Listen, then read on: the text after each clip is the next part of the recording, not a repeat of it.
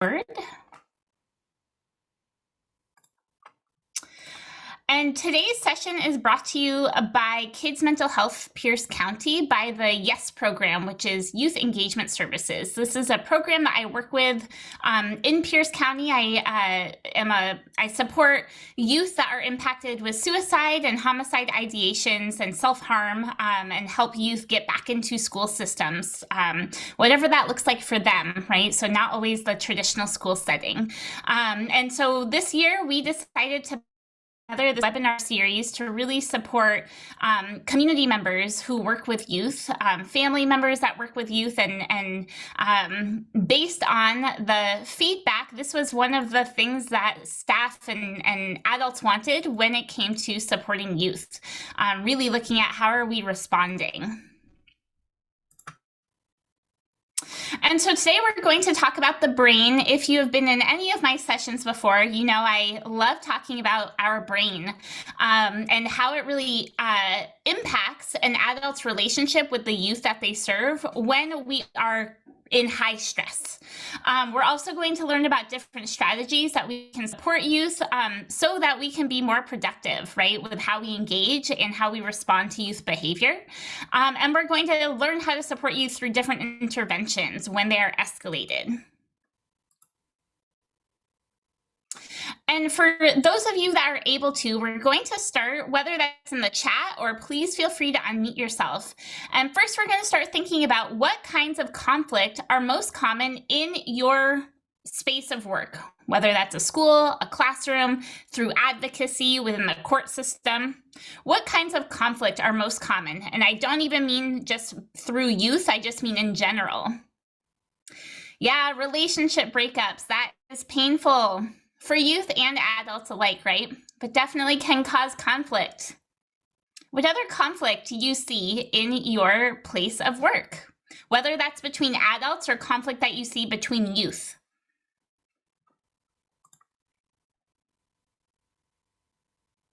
Yeah, absolutely, Darcy, right? We have been seeing that social media, that cyberbullying, disrespect, yeah, disagreements for sure, right? Miscommunication, those communication breakdowns.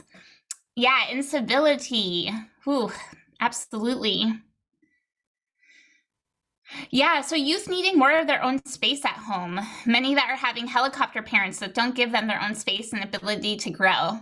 I feel like Corey is targeting me. I feel like I am a helicopter parent. But yeah, absolutely. Those helicopter parents, right? Especially with those adolescent years where youth need to develop their own independence. It's scary what's out there now, though. So I think I probably overdo it for sure. Yeah, big feelings for small problems. Absolutely. We see that a lot with youth. We can see that with adults too sometimes though, right? Taking things personally. Definitely. Anything else? So in your place of work, how do the adults usually respond to or handle these situations? And again, that could be adult to adult or peer and adult or peer to peer, or youth and youth.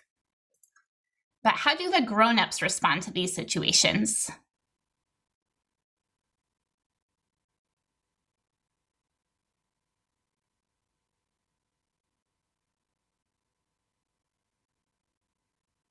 What has that been like for you?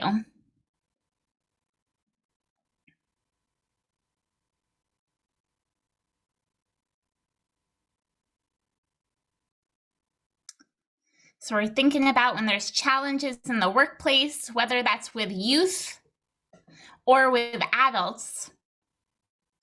Yeah, how do the adults respond? Yeah, with frustration and anger. Definitely.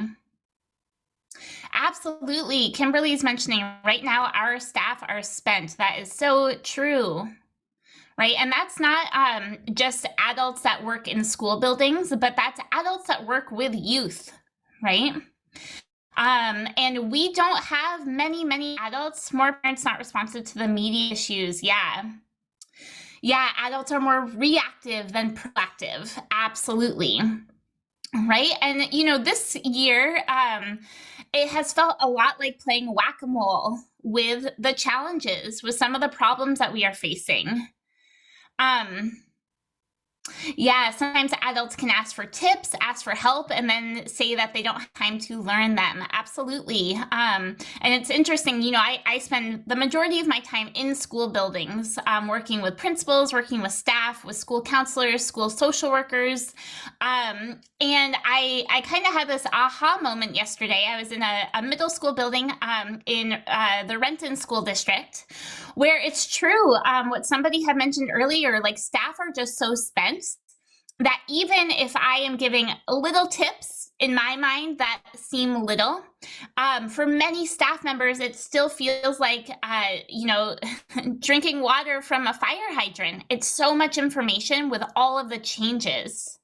Yeah, so I'm starting to work with parent groups in 2 weeks, actually, and that's in the Enumclaw School District. But that will be my first experience working specifically and exclusively just with parent groups. Yeah, Elena puts exhaustion and own personal issues causing lots of sick days. Yeah, right. We don't have the capacity, so we're taking a lot of times off. Parents, in the way that we are doing it in Enumclaw, they requested the support, so they are coming, and we are providing daycare, so childcare childcare in the evening, and providing dinner, right? Because we also know that it's really hard for parents when they have children in the evenings to come and go somewhere. But it's really, the work that I'll start doing with parent groups is on mental health supports for parents with challenges at home. So what we know about how we respond is that it really can make or break the situation, right? The way that adults respond to a situation can oftentimes make it better and sometimes make the situation worse, right? And the truth is that conflict happens. Conflict is a natural part of building and having these interpersonal relationships. We cannot control the behaviors of others, whether that's adults or children, right? But what we can do is control and modify our own behaviors to support the situation. We have to have some understanding, and we need to recognize how to respond to conflict productively, right? And this doesn't just happen. I can't just tell you that and it's going to happen for you. We have to understand the underlying conflict, right? Is it something that's actually going on internally for an individual and they're projecting? Is it something that's going on where we are feeling like the victim in a situation, but it's actually our mindset? We have to plan ahead. How are we going to respond to this situation? And we have to reflect honestly with ourselves, right? Did I handle that the best way? It's okay if sometimes the answer is no, as long as we learn from it. And that means that sometimes we have to change. I work with a lot of youth impacted with behavioral disabilities, impacted with significant trauma. And every single youth, I respond to their situation differently. I respond to their escalation differently, right? So some of that is about building relationships, and some of that is about repairing the relationships if we have broken them, right? If there has been an issue and we have to mend that relationship. We know that we see children, we see youth all the time with challenging behaviors. And the surface behavior is just the tip of the iceberg. The problem is that as adults who are working with youth impacted by trauma, impacted by hardship, by chronic stress, we sometimes focus on the surface behavior, but that surface behavior, those escalations, those challenges are actually less important to the long-term change. And what I'm talking about surface behavior is the observed behavior, the language that the youth is using, the physical appearance, academic performance, right? All of these are obvious to us. We can look up the data. We can observe what our youth is doing or engaging in. But all individuals on the planet, all youth in the world have an internalized world view. And this is what is much harder to recognize, but it's much more important for us to address the youth's internalized worldview in order to make some long-term change. And this has to do with our youth's physical state, their past experiences with adults, traumatic events that have shaped their lives, emotional memories that they're holding on to, irrational beliefs, which is something we're going to be talking a lot about today. All youth have deep thoughts, deep feelings, deep fears and worries, and big hopes and dreams. And those are the pieces of a child that we need to be able to recognize and address to make some long-term change for them. And we know that by impacting that worldview, that internal worldview for our youth, is going to support some of that surface behavior, some of that observed behavior that we see. We're going to talk about irrational beliefs a bit. And I've addressed this before when I've talked about some of those negative thought patterns. But irrational beliefs are either beliefs about ourselves that may be irrational, as well as beliefs about the world and people. So when we engage in, or when we have these irrational beliefs, it's truly a subconscious experience that we are having. And it's the way that we start to characterize how we think, how we feel, how we behave in new situations. This is how we start to interpret what happens to us in the world. Right? So for example, a youth that has been impacted by trauma, maybe neglect, right? They start to think that, and I'll give this example for school, right? With irrational beliefs comes sometimes overgeneralization, right? So youth in school, I have struggled in school. That's a fact. I have had a hard time in school. Some teachers and some adults have not helped me. That is also a fact. The irrational belief comes with the overgeneralization that therefore I can't count on any adult in the future to accept me or take care of me. And that becomes an irrational belief. The same can be said for youth that are impacted by trauma, by neglect. That was the other scenario I was going to talk about. I have been left alone for long periods of time. That's a fact. I have cried and needed support with a diaper change. I have cried and needed food, maybe. I have cried and needed to be picked up. And sometimes an adult was not there to do that for me. That's a fact. Therefore, I can't count on any adult to support me. I can only count on myself. And that becomes an irrational belief, right? And when I say that sometimes this happens at the subconscious level, I truly mean sometimes it happens when we have infants that are impacted by neglect, impacted by traumatizing situations or chronic stress at home. And these irrational beliefs start to form that young in the brain sometimes. So here's some examples of common irrational beliefs that we might see in children, we might see in youth. I must be good at everything I do, otherwise I'm going to be a failure. Everyone must like me, otherwise I am a loser. Everything must go my way all the time, otherwise I am unimportant. I never have any control over what happens to me in my life. And therefore, I don't take responsibility, or I am not responsible for any of my problems. When something bad happens to me, I can never forget it, and I must think about it all the time. Everyone must treat me fairly all the time because I am entitled to it. And if people do things I don't like, they are bad people and they must be punished. Oftentimes, when we talk about behavior, we talk about it through the lens of a youth is wanting to, or an adult is wanting to obtain something or avoid something, right? And I am a behaviorist, and I'm a big believer that those are the reasons why a youth is engaging in a certain behavior.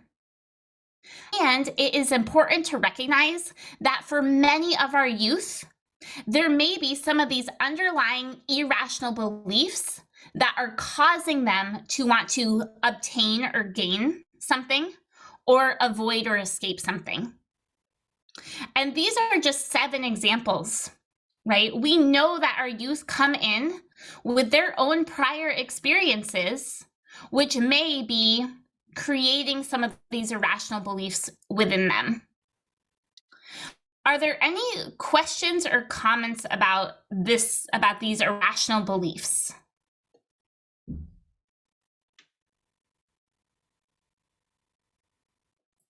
And hopefully some of you are starting to have some aha moments, or starting to either think about this in yourself, because adults also are impacted by these irrational beliefs, right? I know many adults, many teachers who have a fear of starting a project because they have this perfectionist mindset, which leads to this irrational belief that I must be good at everything I do or I'm a failure. So then they just don't do it. They won't start it, right? That's an example of how sometimes we can get tied up in these irrational beliefs as well. Now, the truth is that for some youth, and for many youth, right, there can be advantages to them about these irrational beliefs. And a lot of it comes down to that sense of safety, right? Having some irrational beliefs can provide individuals with a sense of security and a sense of control, right? It starts to bring psychological order to their unstable or their chaotic world. It starts to make their world predictable and manageable. It's on their terms. That feels safe. It also allows youth to predict in advance what will happen in new relationships and new situations. And it protects youth from feeling helpless, from feeling confused, from feeling afraid, and from feeling angry. Right? So there are emotional and psychological reasons why youth start to have these irrational beliefs. And then the minute that their irrational belief is essentially, it's almost a self-fulfilling prophecy. The irrational belief happens, and then the youth is just reminded, see, this is why I can't have adults come near me, or I can't get too close to adults, because they all leave me. So their irrational belief just becomes reiterated in their brain. And as a reminder, right, there are 3 primary layers to the human brain, and all of these layers have very specific responsibilities. We have the neocortex, right? That's the white matter of the brain. It holds our prefrontal cortex. That's responsible for all of our rational thinking. We have our limbic system. That's right in the middle of the brain. That's responsible for our emotions.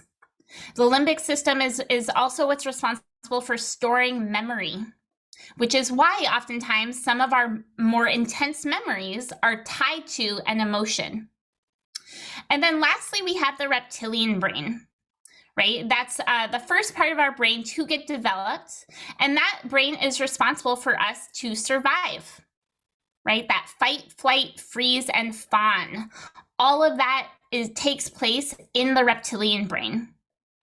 But the other thing that we have, and these kind of live between this limbic system, this reptilian brain, are our mirror neurons.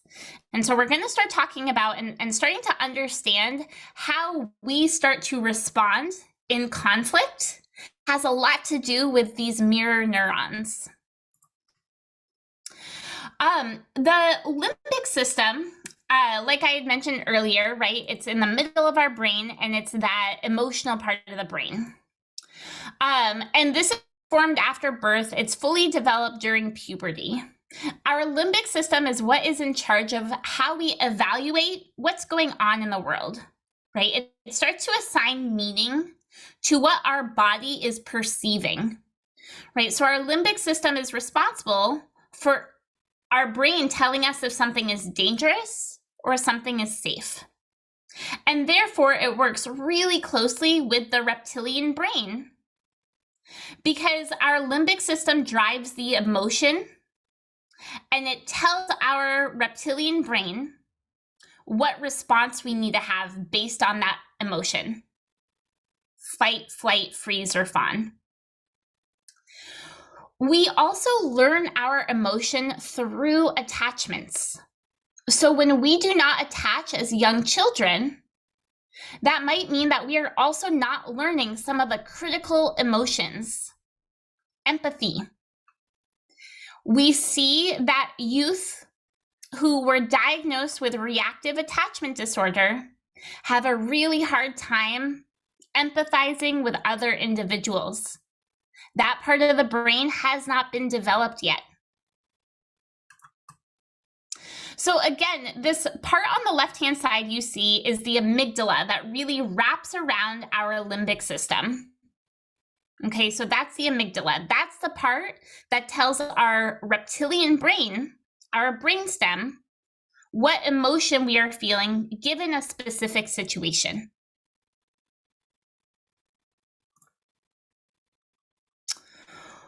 When we have a lot of trauma, we start to chronically live in this limbic system and reptilian brain. And the reason for that is because our alarm, which is the amygdala, that's putting an emotion to a perception, communicates through a whole lot of chemicals, specifically cortisol, and it starts to initiate this wave of neurotransmitters to put our body into survival response mode. The brain then starts to get really used to and comfortable with these chemicals.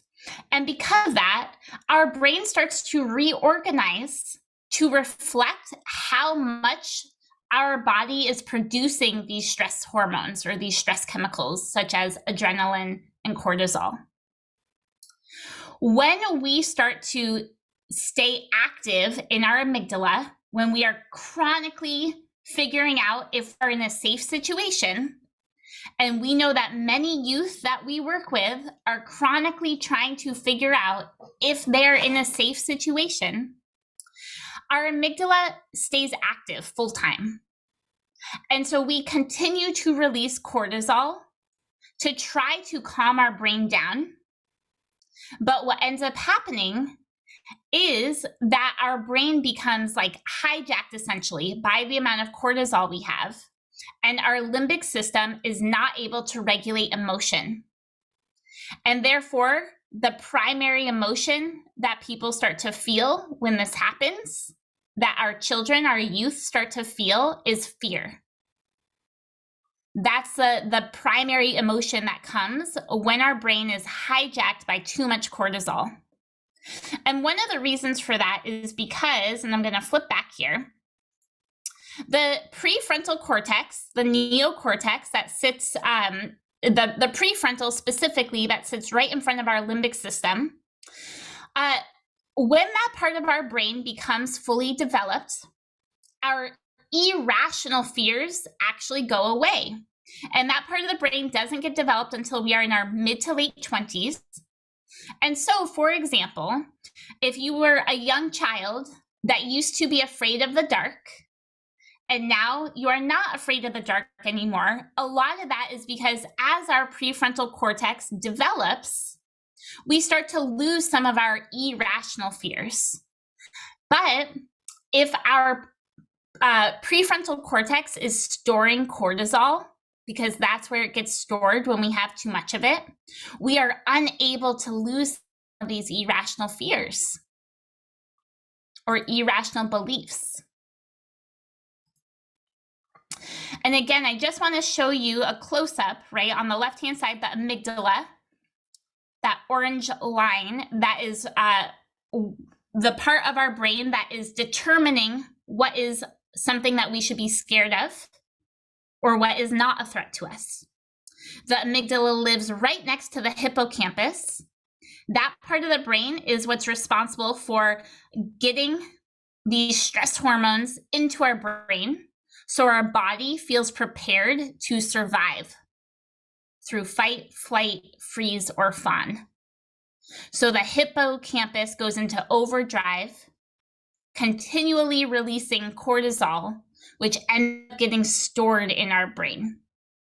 And this actually changes our brain's pattern, the pattern in our brain, how our brain develops.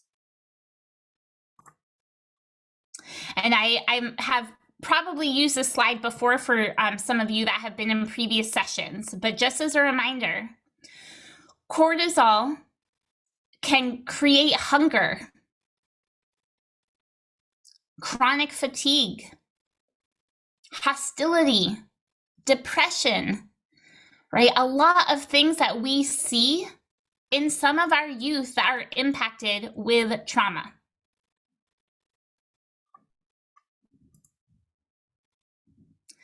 And so just as a, breaking it down kind of 101, our amygdala says, I'm afraid, I need help. It reaches out to its BFF, the hippocampus. The hippocampus releases the cortisol to help the amygdala. It overproduces cortisol, and it therefore stores in our frontal lobe, so we cannot regulate our fears. We're not able to bring us from up here down here.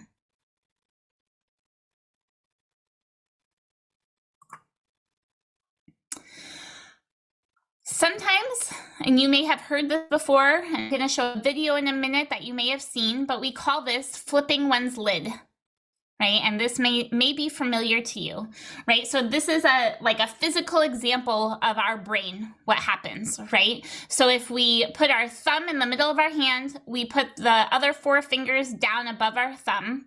Our 4 fingers show our prefrontal cortex, right? And the guy who created this, he calls this like the wise leader, the prefrontal cortex. When we become escalated, when we become frustrated, we flip our lid, right? Our prefrontal cortex is not able to guide us, and therefore our amygdala, which is the thumb, acts on instinct based on our emotions. So I do a kind of crappy job explaining it. So I'm going to let the creator of this concept explain it for us.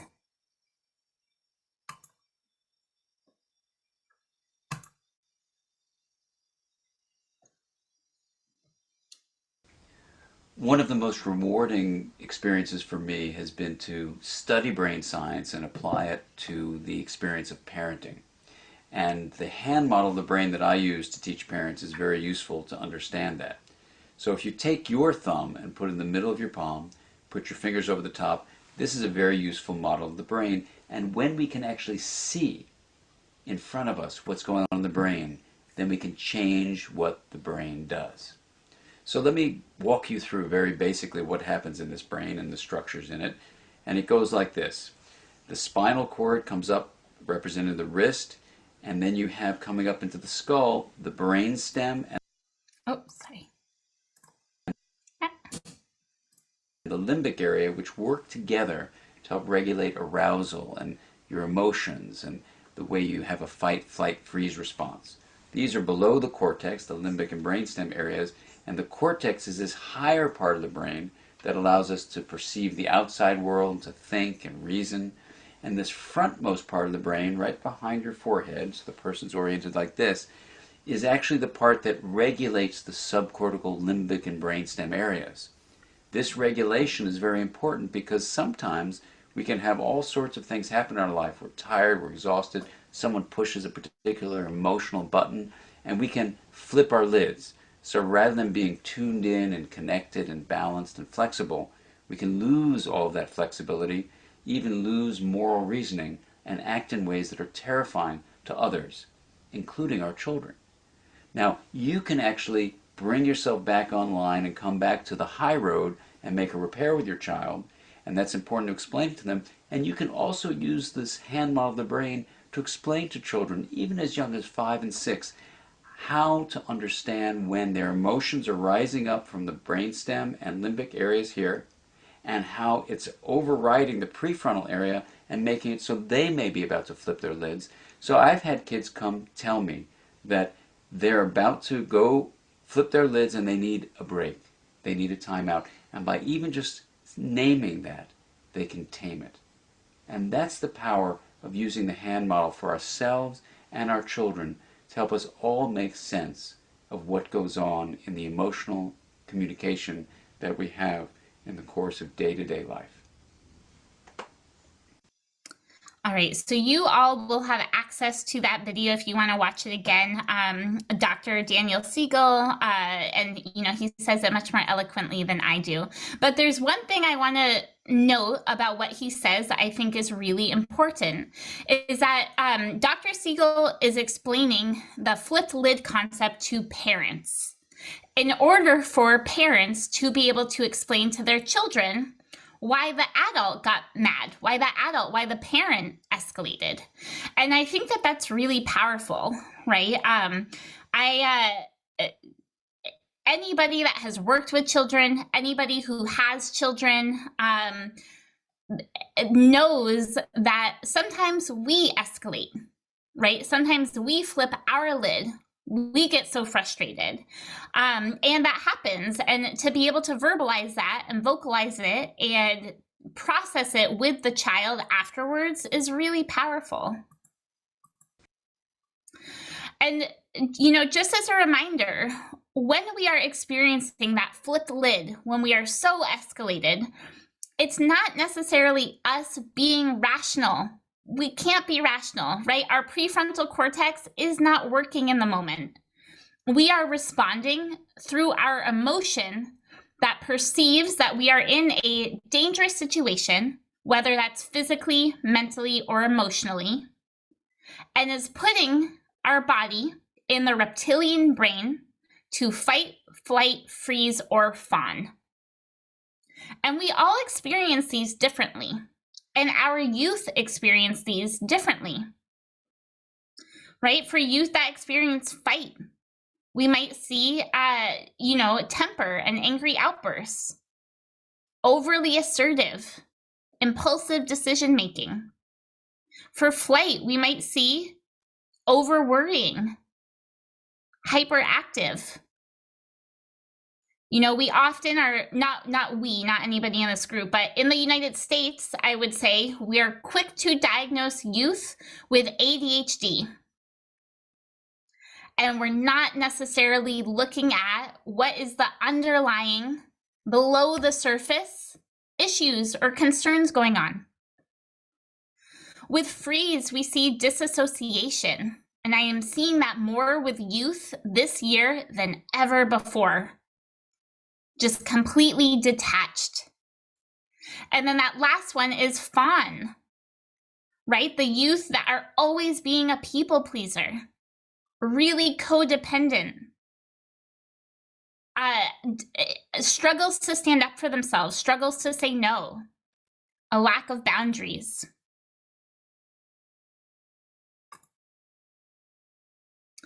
Now, this is where the mirror neurons come in, and I just touched on it, and now we're going to do a little bit more of a deep dive. So I want us to think about this for a second. Oops, not yet, though.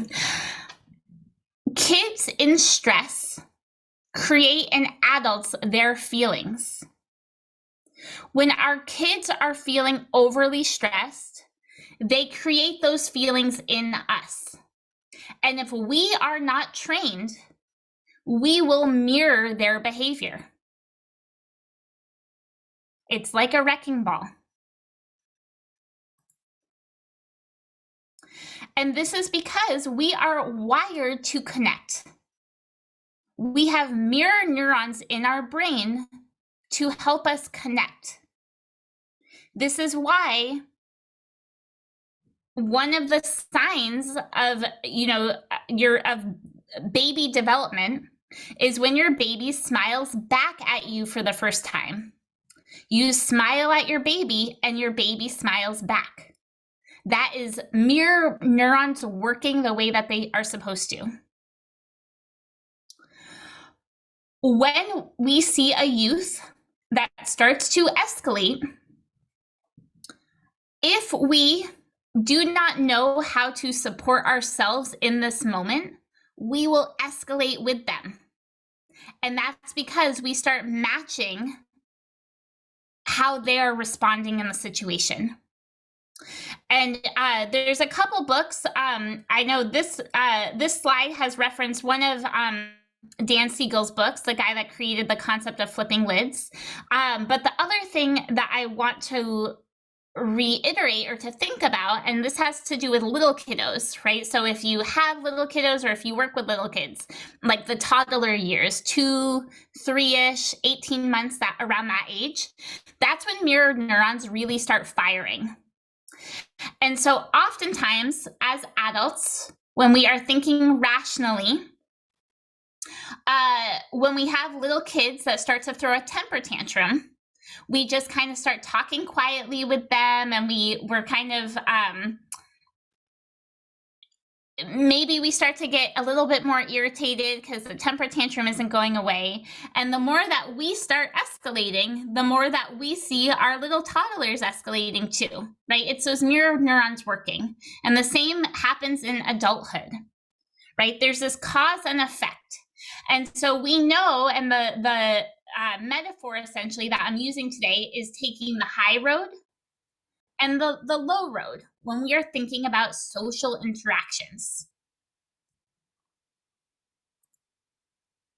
So again, I'm just reiterating, we and children experience irrational beliefs. The irrational beliefs that are some of the most common for youth are the ones that we discussed early in the session. When that happens, right, and this is a youth has a self-concept that is an irrational belief. They experience a stressful event. They have thoughts about that stressful event. And the thoughts lead to the youth having feelings about what's going on.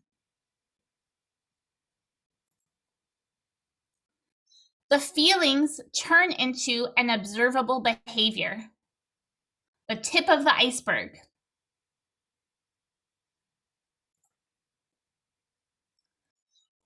That behavior oftentimes gets some type of reaction from us, gets some type of reaction from peers. And it ends up becoming a huge escalation, right? This cycle continues over and over again. And the stressful event for some of our youth could be walking into your building, walking into a courtroom, having to see birth mom or birth dad after not seeing them for a long time. They start to have irrational thoughts about it. Those thoughts lead to the feelings of oftentimes anger, frustration, fear, which turns into a behavior, oftentimes what I would call an escalation or an unexpected behavior. I was not expecting that. And then we respond. And oftentimes we don't respond in the best way, which just continues a new stressful event for the child.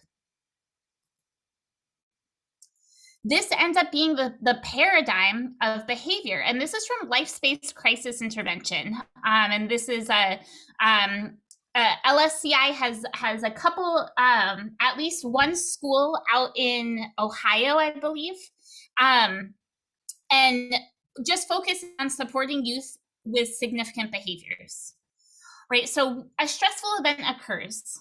This activates a youth's irrational beliefs. The irrational beliefs are negative thoughts, and they trigger the youth's feelings. Feelings are not rational forces. Feelings drive inappropriate behaviors. Those behaviors incite us as adults, right? Inappropriate behaviors incite peers and incite adults. And therefore, we start to take on the youth's feelings: anger, frustration, anxiety. That's when the mirror neurons start to display. We might mirror those behaviors.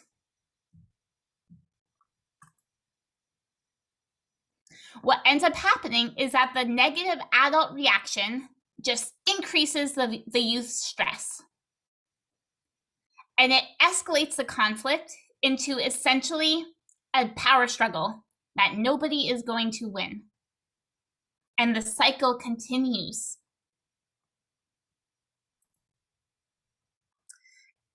The youth's irrational beliefs end up becoming a self-fulfilling prophecy. The irrational belief is reinforced, and therefore, because it's reinforced, there is no motivation to change the thinking pattern or the behavior pattern. Because now the youth is just saying, see, I told you so. I knew you were going to leave me. I knew nobody at school was going to support me. I knew you couldn't do anything about getting me out of my home, right? Those irrational beliefs start to cycle out of control.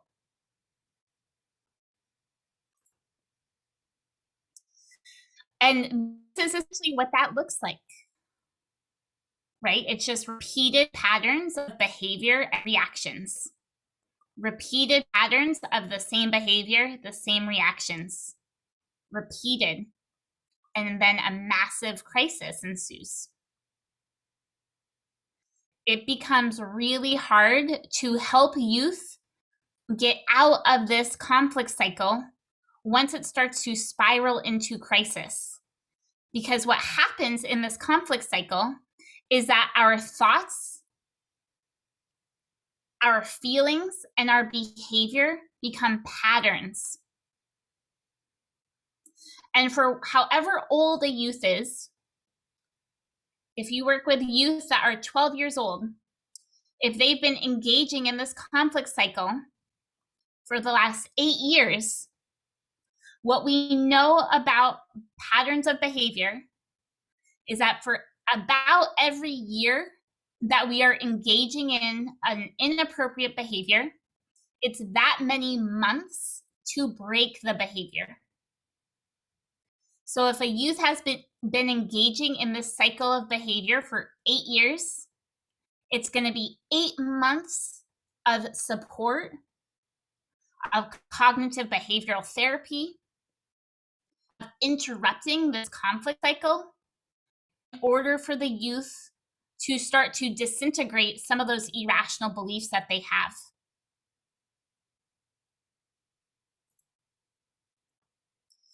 And this is a visual from right response. And so I just wanted to show again, when our youth hit this alarm reaction, when they become super escalated and they're hitting that alarm reaction, we as adults sometimes mirror that and we escalate to that alarm reaction too. And I'm not saying that that's anybody's fault. Part of that are mirror neurons. Part of that is that we are seeing how the youth is responding, their behavior, and we subconsciously, our mirror neurons are going to respond that way as well.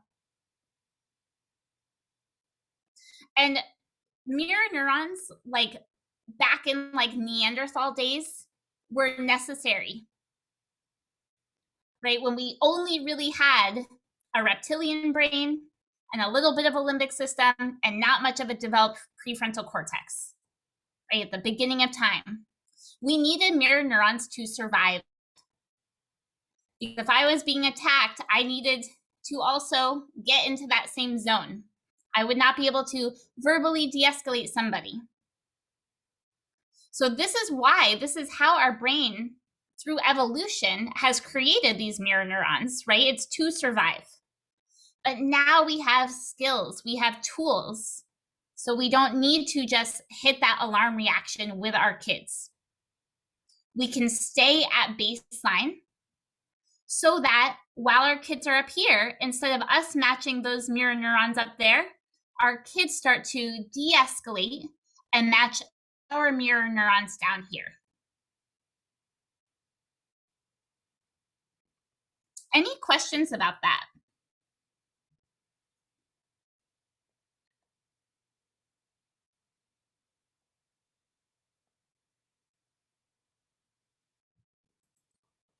All right, we're going to watch a video clip of an example of this, of what we are seeing with mirror neurons matching each other. And this example is from The Breakfast Club, one of my all-time favorite movies.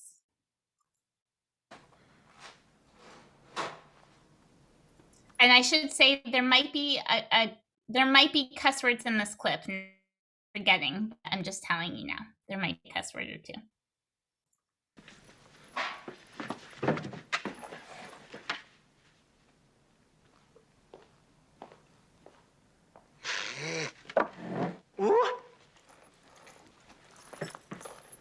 It's not supposed to be any monkey business. Young man, have you finished your paper?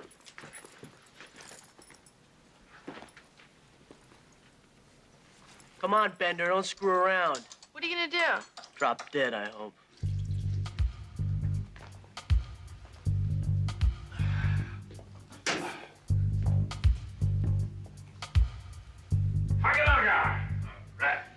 Bender, that's school property there. I mean, that doesn't belong to us. It's something not to be toyed with.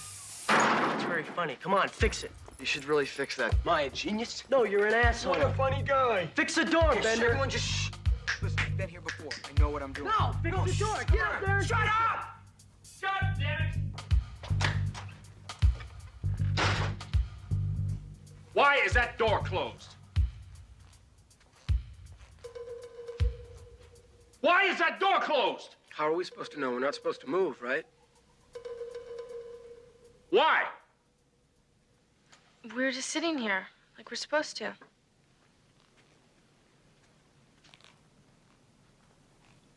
Who closed that door? I think a screw fell out of it. It just closed, sir. Who? She doesn't talk, sir. Give me that screw.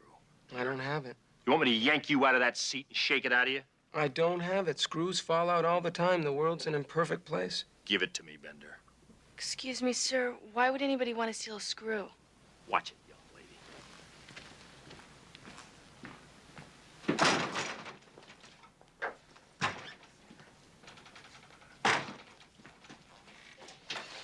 The door's way too heavy, sir.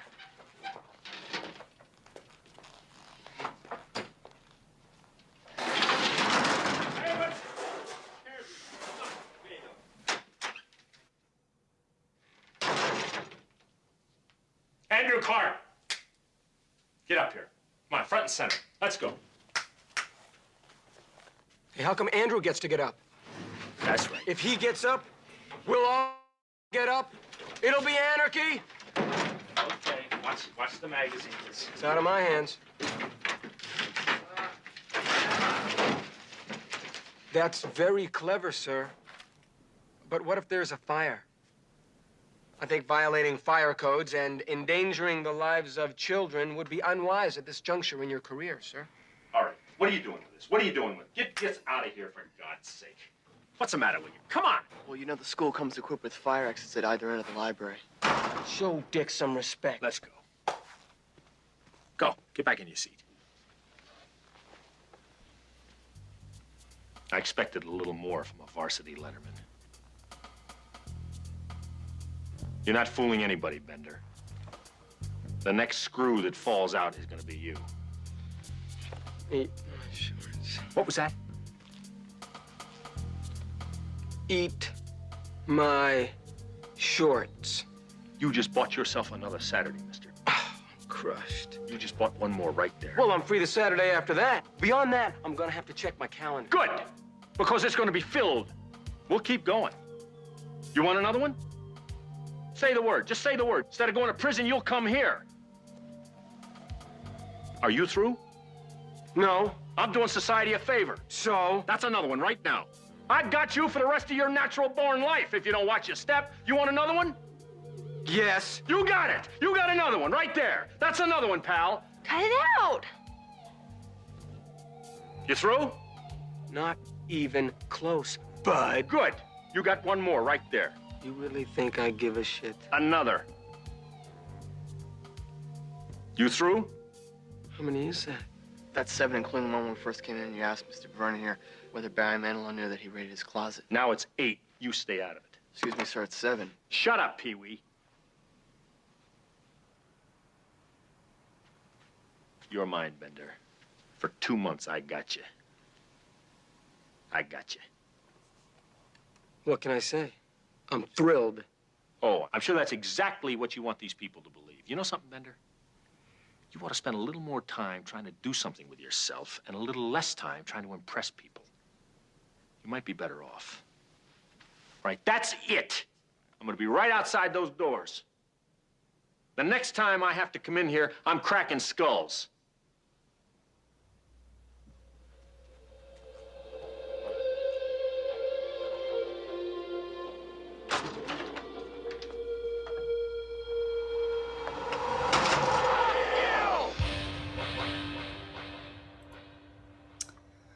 All right.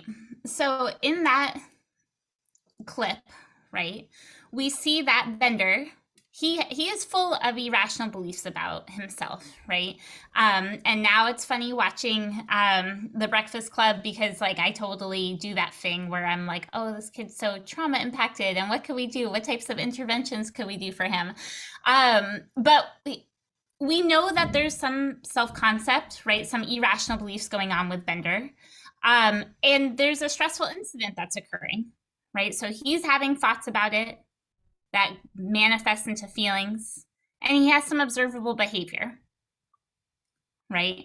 And from that, we see that the adult in particular has a strong reaction or response to Bender's behavior.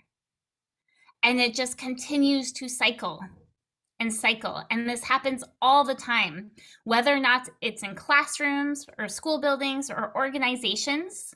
When youth start to escalate and adults start to match that escalation, and it's a lose-lose situation. This is when we want to break that cycle and really start moving from trauma to trust with our youth. Right, moving away from these irrational beliefs into trusting relationships so that we can support the youth. When we have that big iceberg concept, we're supporting the youth underneath the surface, breaking some of these cycles, breaking some of these beliefs that they have built such a pattern around. When we start to mirror our youth behavior, it becomes a cycle.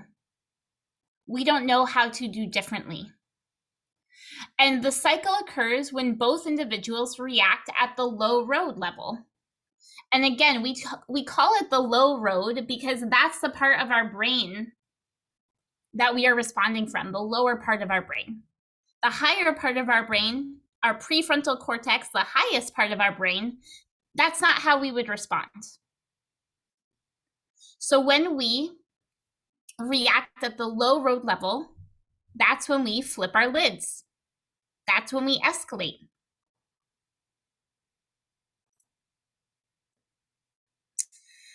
We as adults have to remember to take the high road, to use our prefrontal cortex when we are faced with stressful situations. We have to remember to manage our emotions.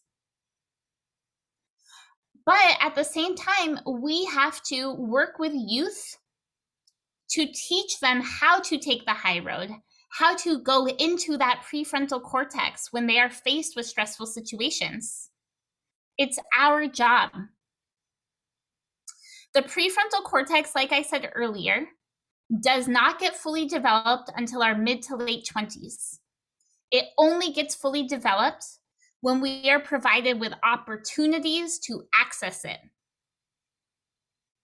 When we help our youth problem solve. When we ask our youth probing questions about some of their irrational beliefs. When we break down the concept of this all or nothing. When youth start to use language like all adults have neglected me, all teachers are bad teachers, all counselors don't listen to me. We want to start unpacking some of that.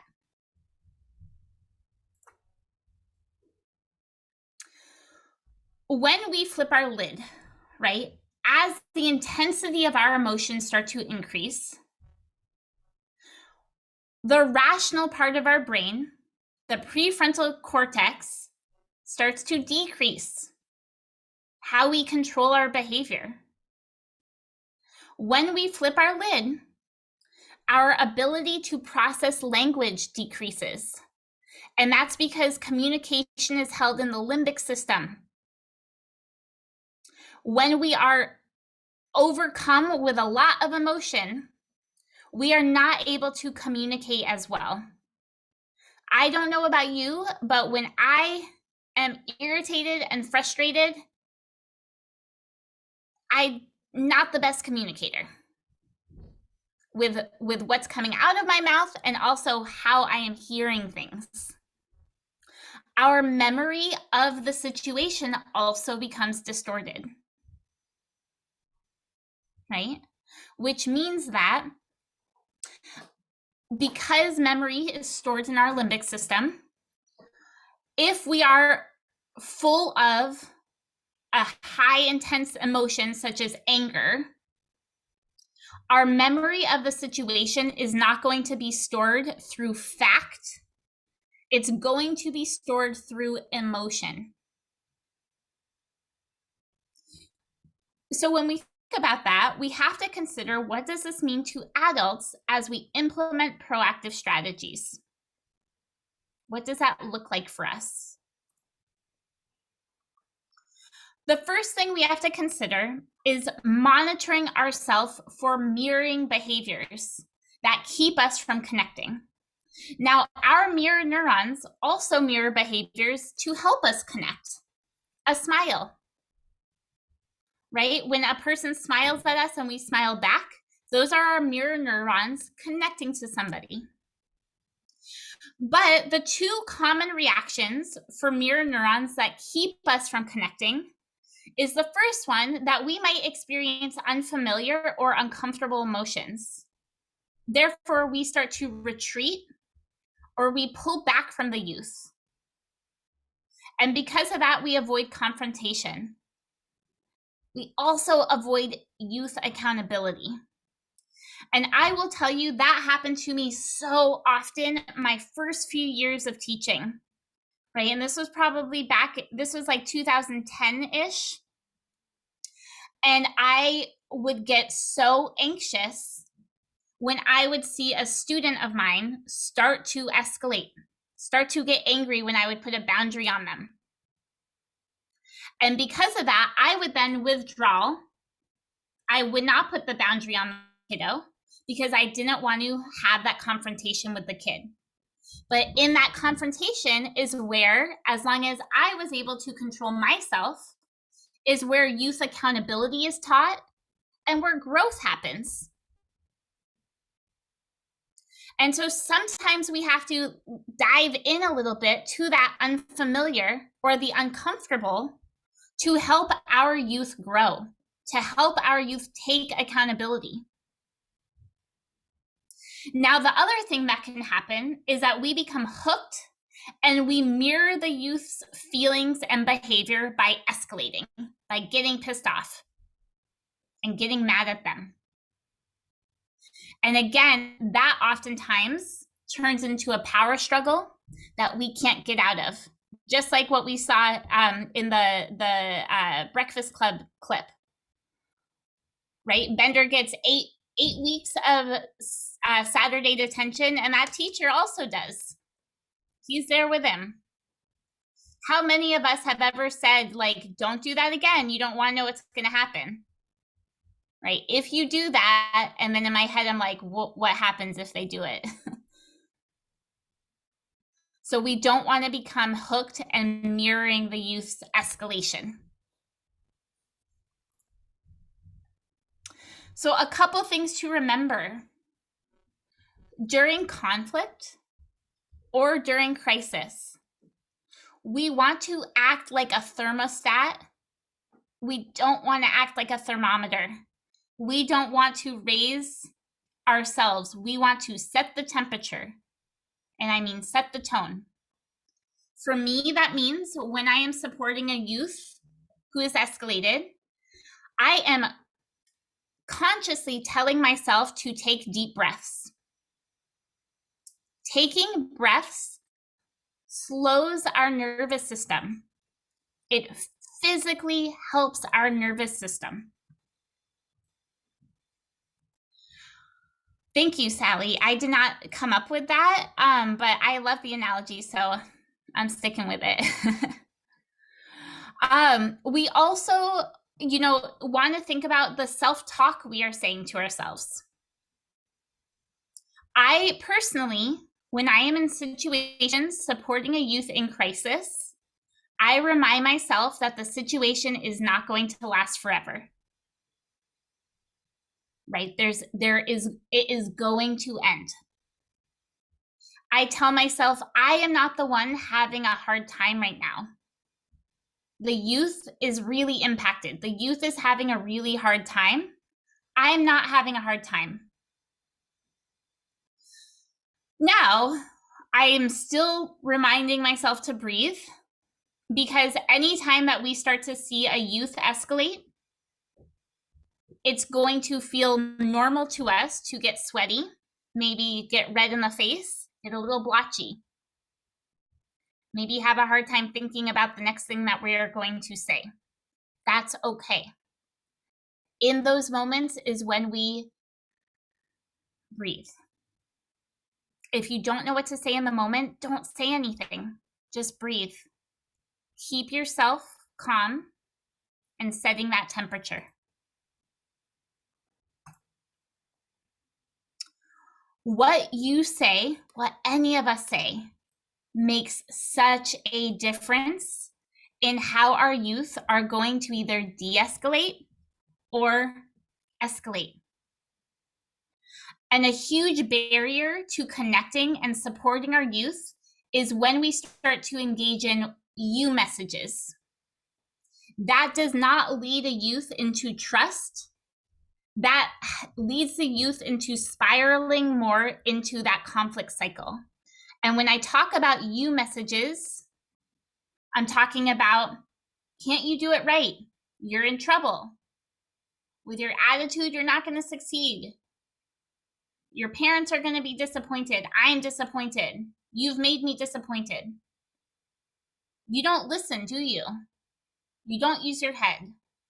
Don't use that language around me. You better start acting your age. Right? These are all statements that in our rational brain, we would not use. But sometimes, no matter if we are the best adults working with kids ever, sometimes we may say statements like this. And this often leads down that conflict cycle, because it starts to reiterate that irrational belief in the child's brain. Instead, we want to start leaning into I messages. I messages support connection. They are less likely to provoke aggression. It's less threatening. It's modeling an honest exchange. I feel, I expect, right? I understood when you said this. This is likely to help open up more communication. It interrupts a power struggle. It's not about you. This is about me. I feel blank.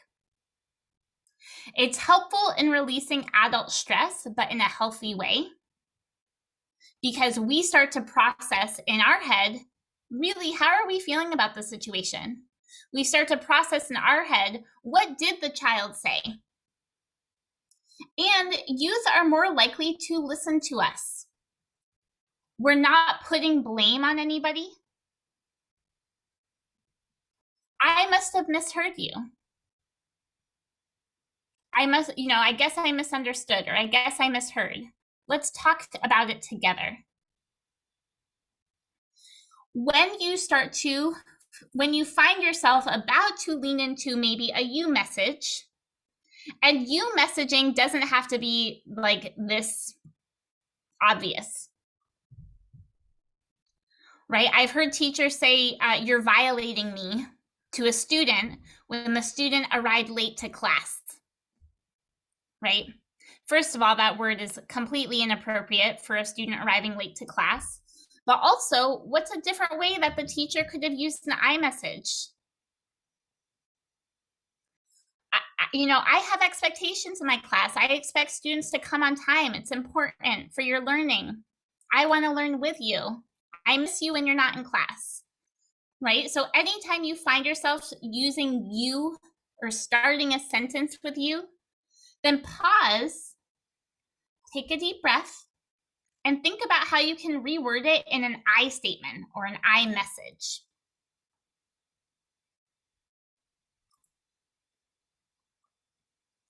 So we're going to start thinking about, how do we change our behavior? How do we change our response to support that behavioral change with youth? And this is really challenging the conflict cycle and interrupting the conflict cycle to build connection. And so we're going to start with that de-escalation piece, the first part about it, right? How are we communicating and how are we comforting youth when they're experiencing a stressful incident? And this is how we start to move from trauma to trust. We need to communicate and comfort. That's the first thing we have to do. And we do this by being supportive through our nonverbals. How are we showing up, showing our body language, our postures, our gestures, our voice tone? I'm sure I've talked about this before, but I tend to be a fast talker. I also talk a lot with my hands, if you haven't noticed. And I use my body a lot. I walk quickly. I walk towards students, towards youth. I had to learn very quickly and very early on in my career to slow my communication when a youth is escalated. I even try to drop my voice a little bit because I have a high voice, so I try to lower it. I try to keep my hands down at my side.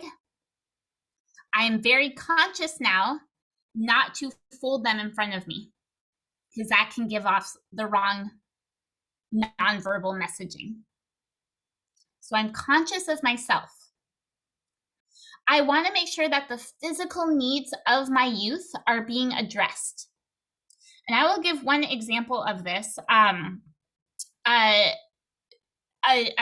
Being in a situation where there was a middle school youth who was being restrained. And this was in a school that I did not work at. But they called me in to support the de-escalation of the youth. And the youth was in a 2-person restraint, one adult on one side, one adult on the other side of him.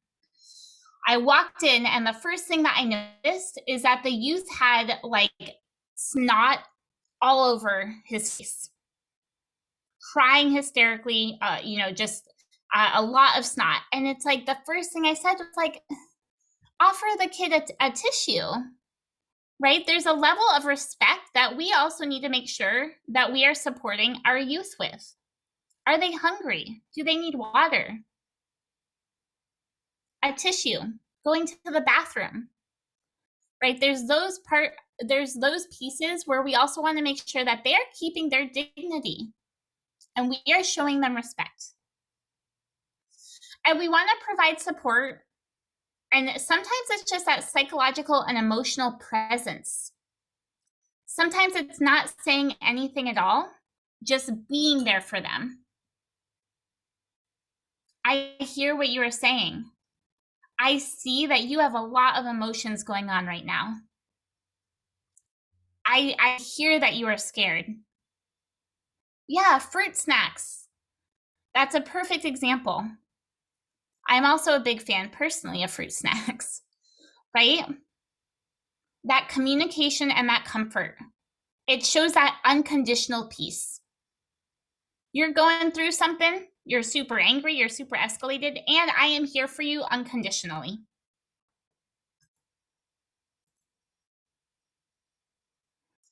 We also want to think about, right, the feelings piece. How are we validating the youth's feelings and their thoughts? Because they have a lot of them.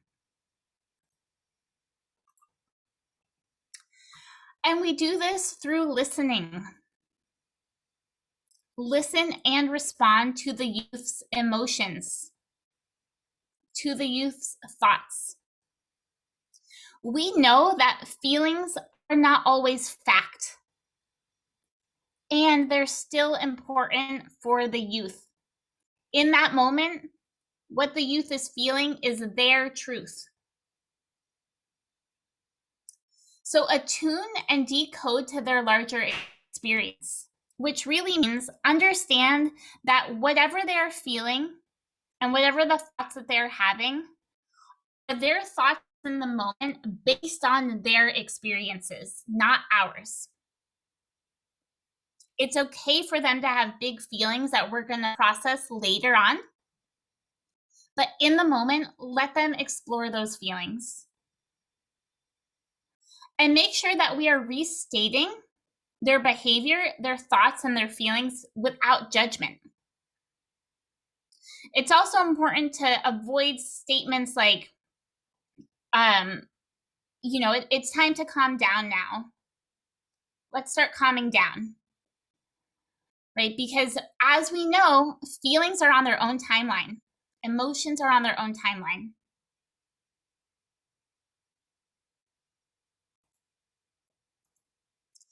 And then the youth's behavior. How are we listening to that? So really what I mean is that we want to be non-judgmental. We want to remain supportive. We want to hear what the youth is expressing,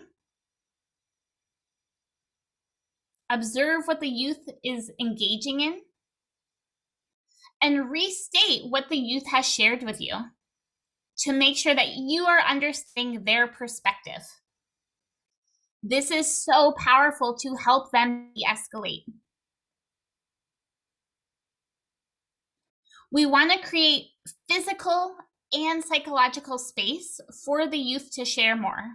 And by physical space, I mean, we want to make sure that if they are still talking, if they are still escalated, it's us, it's me and you.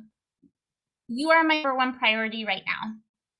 I might have another kiddo and we're going to hold off connecting right now. I might have a class coming in and I'm going to make sure that the class has another space to go to. I might have a Zoom meeting and I'm pausing. I'm not stressing about my Zoom meeting because I am just focusing on you. We also want to make sure that we summarize the behavior that we observed. What did they do? Because some of our students or youth might not even know that they are exhibiting the behaviors that they are exhibiting when they are in such crisis.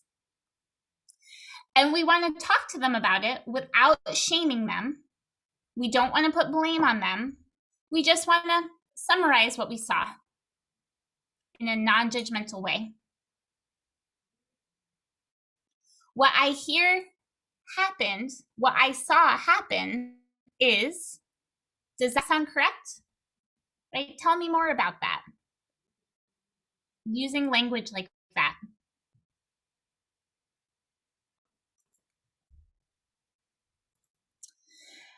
And then we also have to think about our reactions and the other reactions of other people around.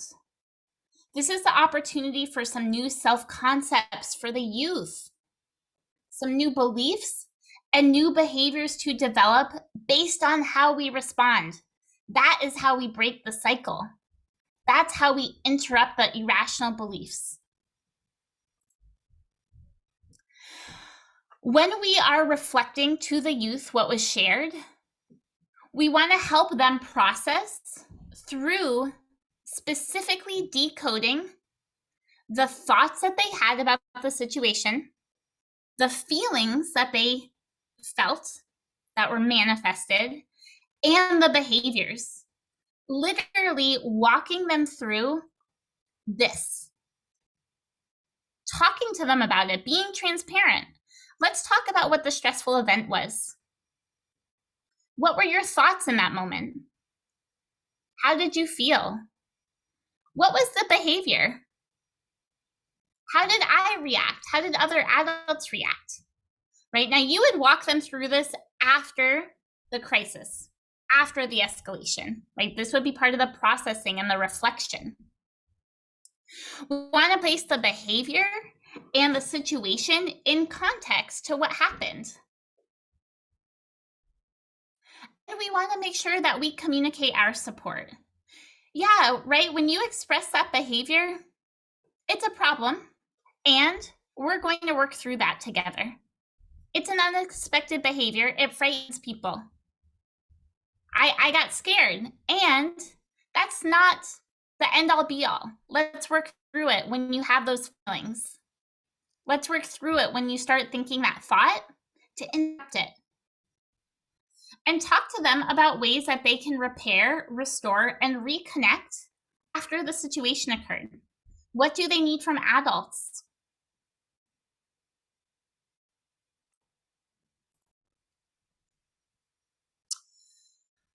This slide just shows you every part that we just talked about, right? How are we being communicative and showing support through comfort? How are we validating their thoughts and feelings? How are we listening to the youth to hear, not to respond? And then how are we reflecting to the youth what they shared with us, their experience through that cycle?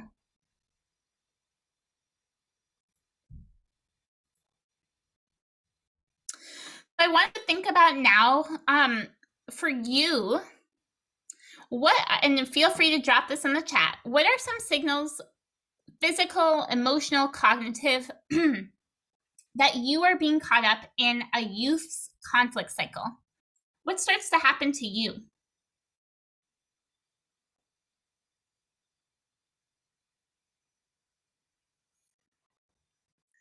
I know for me, I start to feel my heart starting to beat really quickly. That's physically what happens. Yeah, start to argue, right? That emotional part takes over and we want to argue. Absolutely. Yeah, I feel really tense. That's so common. We forget to breathe. Literally forget to breathe. Sometimes when I'm doing these like Zoom PDs, I also forget to breathe. And then I'm like, oh, Lonnie just reminded me to breathe. Yeah, we argue, our heart starts to pound. Right? Some of the other physical things that can happen, have any of you experienced or been an eye roller? Right? There's been a couple times where my partner has told me, you're rolling your eyes, and I'm like, oh, I just did that. I definitely, especially at home, right? Oftentimes, I feel like in like my professional world, I'm able to really separate and do this work really well. Thank goodness, since this is like all I do for a living. But at home, that's when I can have a harder time. And some of those you statements, I would definitely know I have said that to like my kids before, right? And I go back and we talk about it and we process it together. But that definitely happens, right? And we respond differently in different situations.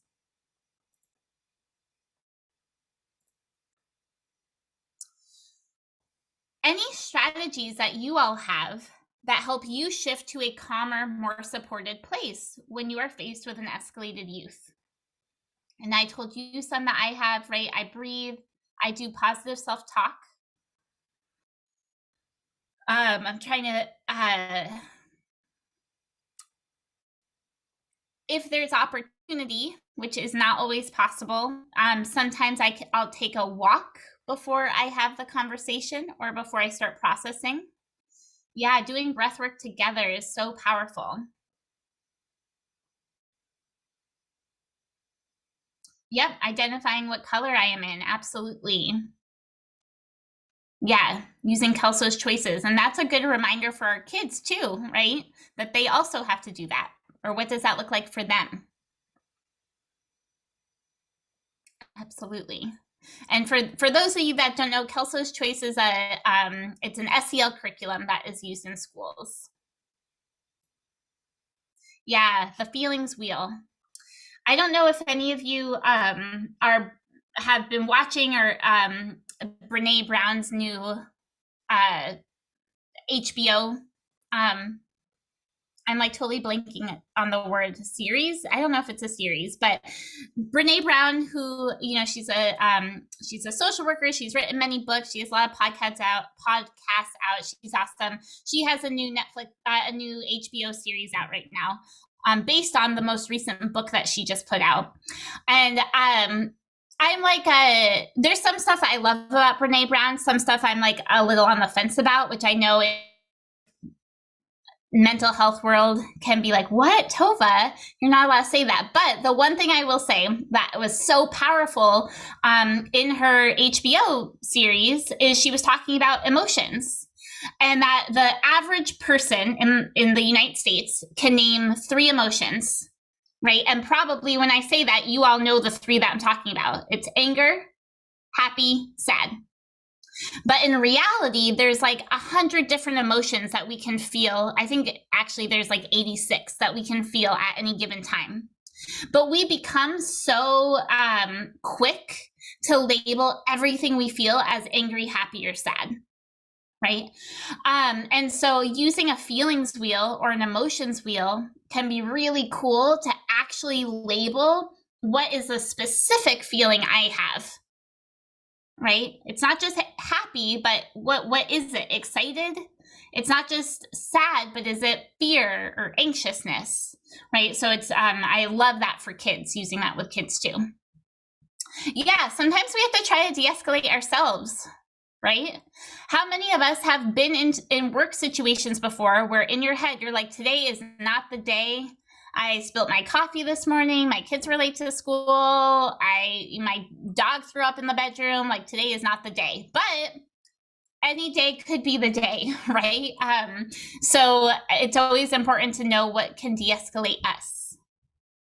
Yeah, awesome. Very predictable. What is under, the anger, of course, right? There's oftentimes something underlying anger. And then this is something for you to think about. Oftentimes we see other adults getting caught in the cycle, right?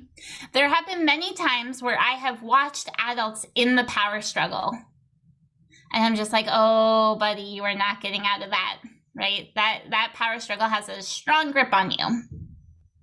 And so starting to think about, with the colleagues that you work with, the adults that you work with, that you support, what type of language could you use to help colleagues get out of this cycle, this pattern? Because just like our youth getting caught in this conflict cycle, adults also can get caught in it. Yeah, absolutely. It's really powerful to talk to students about when we have a bad day also. You know, I'm kind of off today. I had to bring my dog to the vet. I'm feeling really bummed out. You know, I didn't sleep very well last night and I'm really hungry today, right? Being honest, verbalize it. Because then we also, in those moments, we can start giving them the language to verbalize it for themselves too.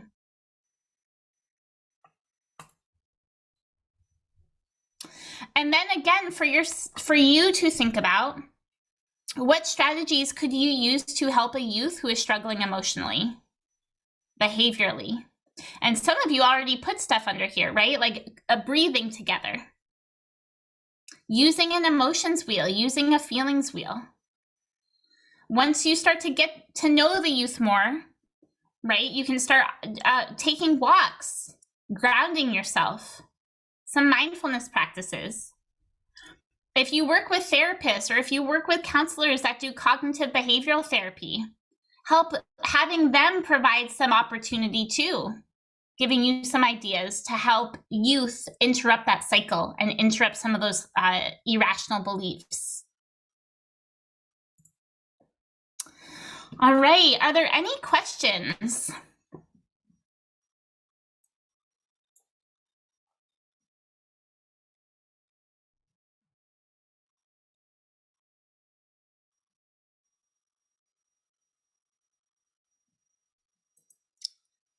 All right. Yeah, thank you so much. I know I have to say, well, and this is one of my favorite quotes of all time that I wanted to leave you all with today. And this is from a book called Between Teacher and Child by Chaim Genot. And he says, I have come to a frightening conclusion. I am the decisive element that creates the climate. It is my personal approach that creates the climate. It is my daily mood that makes the weather. As a teacher, I possess tremendous power to make a child's life miserable or joyous. I can be a tool of torture or an instrument of inspiration. I can humiliate or humor, hurt or heal. In all situations, it is my response that decides whether a crisis will be escalated or de-escalated, a child humanized or dehumanized. And I think that this is so powerful. And I know it uses the word teacher in here. And I know I'm not speaking to many teachers, maybe any teachers in this session today, but I think that this is so important to remember. Our response means everything. Our response can make or break how our youth see us, how our youth see the world. Are we living in the youth's self-fulfilling prophecy of irrational beliefs, or are we helping break those beliefs and interrupt those beliefs? Thank you all so much. Thank you. I'm going to first stop the recording. Stop recording.